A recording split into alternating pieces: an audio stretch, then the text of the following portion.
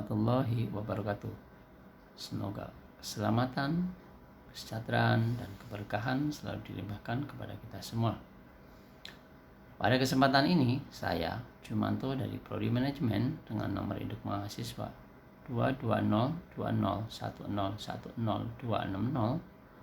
akan mempresentasikan tugas terstruktur ujian akhir semester mata kuliah pengantar bisnis dengan tema Manajemen Sumber Daya Manusia. Saya awali dengan Bismillahirrahmanirrahim. Manajemen sumber daya manusia adalah serangkaian aktivitas organisasi yang diarahkan pada upaya menarik, mengembangkan, dan mempertahankan angkatan kerja yang efektif. Penerapan manajemen sumber daya manusia. Material ini saya ambil dari institusi di mana saya bekerja, yaitu Bristol. Bristol memasuk PAN kelas dunia dan mendukung PAN ini dengan layanan kelas dunia. Didirikan pada tahun 1931 oleh Sojiro Ishibashi di Kurume, Fukuoka, Jepang. Nama Bristol berasal dari kalkyu terhadap Ishibashi yang berarti jembatan batu dalam bahasa Jepang.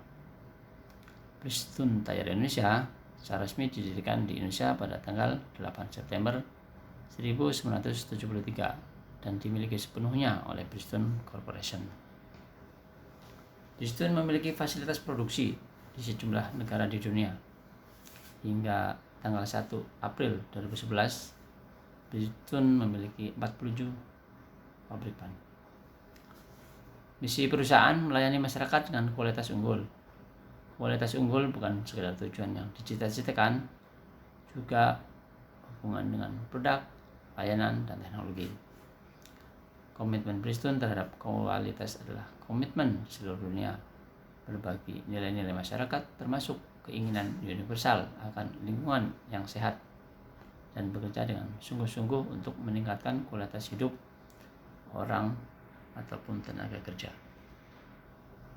Proses manajemen sumber daya manusia diawali dengan Human Resource Planning. Selanjutnya, Personal Procurement melalui proses Recruitment, seleksi, dan penempatan. Selanjutnya, Personal Development melalui proses pendidikan dan pelatihan. Selanjutnya, proses Personal Maintenance dengan insentif, jam sostek, ataupun reward. Dan selanjutnya, Personal Utilization melalui proses promosi, demosi, transfer. Tentunya pada tahapan-tahapan tersebut dalam pelaksanaan terdapat evaluasi dan saling keterkaitan. Perencanaan sumber daya manusia. Menurut teori Casto-Hastert-Douglas terdapat 5 tahapan perencanaan sumber daya manusia. Yang pertama, representasi dan refleksi perencanaan strategis. Klasifikasi sumber daya manusia semestinya memenuhi kriteria yang seharusnya disyaratkan dalam perencanaan strategis secara keseluruhan. Selanjutnya, analisis pekerjaan ataupun ketersediaan tenaga kerja. Analisa dan kualifikasi tugas yang akan diemban oleh tenaga kerja dan diupayakan pemahaman kualifikasi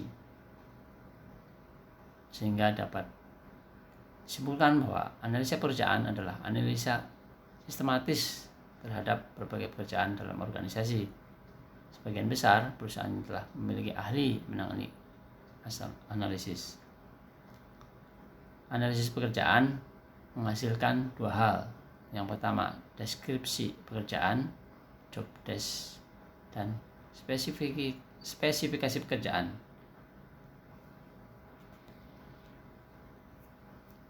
Melakukan tindakan inisiatif.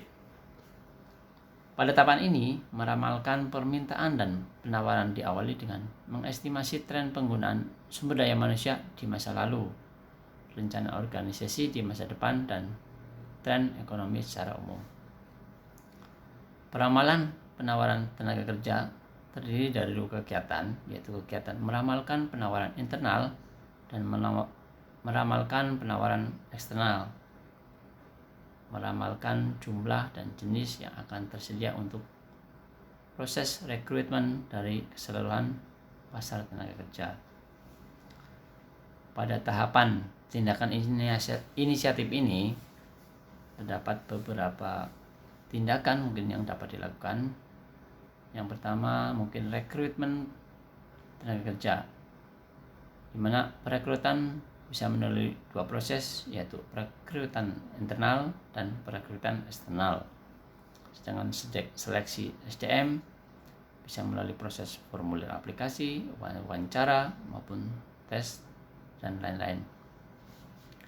Pemeliharaan tenaga kerja bisa melalui kompensasi ataupun melalui benefit yang diberikan terhadap tenaga kerja. Pengembangan sumber daya manusia bisa melalui tahapan on the job training seperti coaching, plan progression, job rotation maupun performance appraisal, dan ini dilakukan setiap tahun tentunya di perusahaan-perusahaan. Bahkan kalau di Bristol sendiri dilakukan selama 2 kali dalam 1 tahun, melalui first semester maupun second semester. Juga dapat melalui off the job training, melalui organizational development ataupun laboratory training. Pemanfaatan tenaga kerja bisa melalui proses promosi, demosi ataupun transfer. Evaluasi dan modifikasi tindakan. Langkah ini adalah langkah yang dilakukan dalam proses tindakan inisiatif, tentunya selalu berubah dari masa ke masa, sehingga perlu evaluasi dan perubahan terhadap perencanaan awal strategis perusahaan.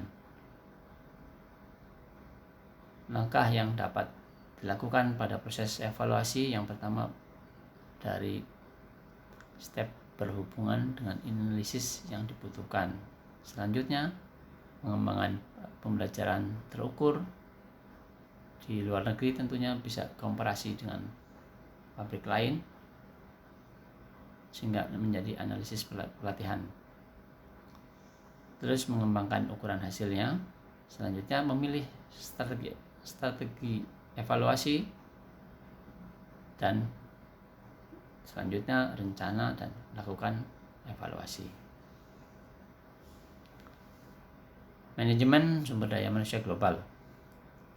Sebagai perusahaan global, Bristol tentunya sudah menerapkan manajemen sumber daya manusia global. Sumber daya manusia global adalah penggunaan sumber daya manusia internasional untuk mencapai tujuan organisasi tanpa memandang batasan geografis. Sedangkan aturan ataupun regulasi yang diterapkan di Indonesia untuk manajemen sumber daya global ini mengacu pada Undang-Undang Nomor 13 Tahun 2003. Tentunya Bristol Indonesia compliant terhadap regulasi tersebut. Jenis sumber daya manusia global, yang pertama ekspatriat, yang kedua warga dari tuan rumah, dan yang ketiga warga dari negara ketiga.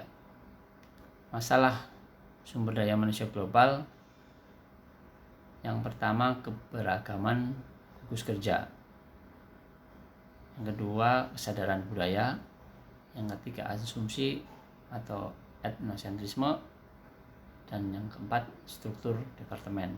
Karena mungkin pada tiap-tiap negara mempunyai keempat hal tersebut yang berbeda-beda. Dari semua itu dapat disimpulkan mengapa Bristol, tentunya mengapa Bristol, karena Bristol memiliki misi, visi, dan komitmen yang keberlanjutan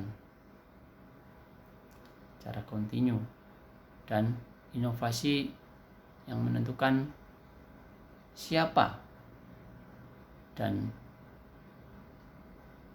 mendorong kita untuk menjadi pemimpin global dalam teknologi ban.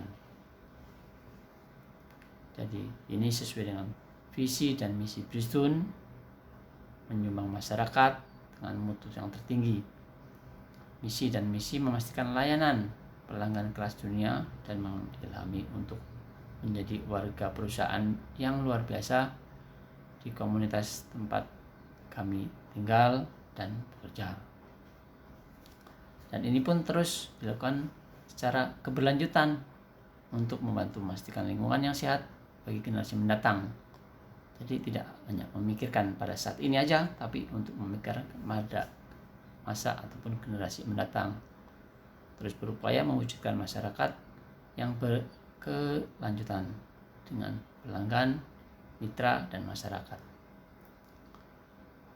Juga melalui inovasi, teknisi Bristol mendorong batas-batas dari apa yang mungkin untuk meningkatkan kinerja, keamanan, dan kualitas. Seperti Anda, kami terdorong untuk menjadi yang terbaik, dan itu dimulai dengan semangat kita untuk inovasi. Kaitannya dengan regulasi, maka Bristol juga melakukan panduan praktis yang kita sebut dengan Code of Conduct, di mana ini merupakan panduan untuk menangani banyak masalah etika yang mungkin dihadapi sebagai karyawan Bristol. Dan ini dapat disampaikan langsung melalui link ataupun web yang kita namai dengan Bridgeline. Selanjutnya, kebijakan anti suap ataupun kebijakan anti suap global Bristol. Ini adalah kebijakan Bristol terhadap suap dan korupsi sebagaimana dijelaskan dalam Code of Conduct untuk memberikan panduan praktis dan menjelaskan persyaratan Bristol terkait pencegahan penyuapan dan cara menangani resiko penyuapan. Baik, mungkin itu yang dapat saya sampaikan. Lebih kurangnya mohon maaf. Saya akhiri. Wassalamualaikum warahmatullahi wabarakatuh.